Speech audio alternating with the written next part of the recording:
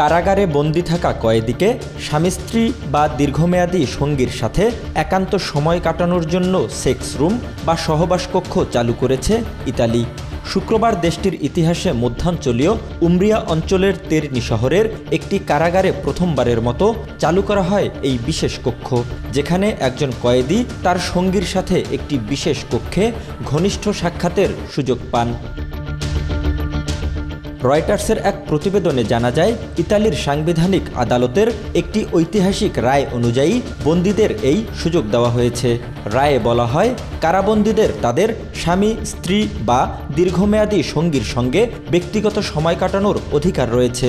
যদিও ইউরোপের দেশ ফ্রান্স, জার্মানি, স্পেন, সুইডেন ও নেদারল্যান্ডস সহ অনেক দেশেই এ ধরনের কনজুগাল ভিজিট অনুমোদিত ছিল। উমব্রিয়ার কয়েদিদের অধিকার বিষয়ক ওমবডসম্যান জুসেপ্পে কাফোরিও বলেন, আমরা সন্তুষ্ট, কারণ প্রথম সাক্ষাৎটি শান্তিপূর্ণভাবে সম্পন্ন হয়েছে। তবে ব্যক্তিগত গোপনীয়তা রক্ষার বিষয়টি সর্বোচ্চ গুরুত্ব দিয়ে দেখা হচ্ছে। তিনি জানান, এটা এক ধরনের পরীক্ষামূলক উদ্যোগ ছিল এবং এটি সফল হয়েছে।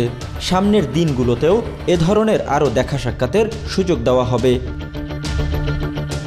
ইতালির বিচার মন্ত্রণালয়ের নতুন নির্দেশনায় বলা হয়েছে, এই নিয়মের আওতায় যেসব কয়েদিকে সুযোগ দেওয়া হবে তারা একটি নির্দিষ্ট কক্ষে সঙ্গীর সাথে 2 ঘন্টার জন্য অবস্থান করতে পারবেন। কক্ষটিতে থাকবে একটি বিছানা ও শৌচাগার।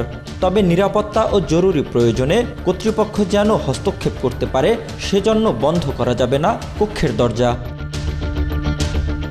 ইউরোপের এই দেশটির বর্তমান কারাগারগুলো একদমই জনাকীর্ণ অবস্থায় রয়েছে।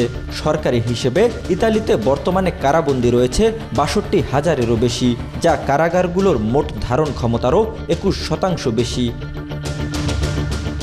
জহিরুল ইসলাম, আজকাল।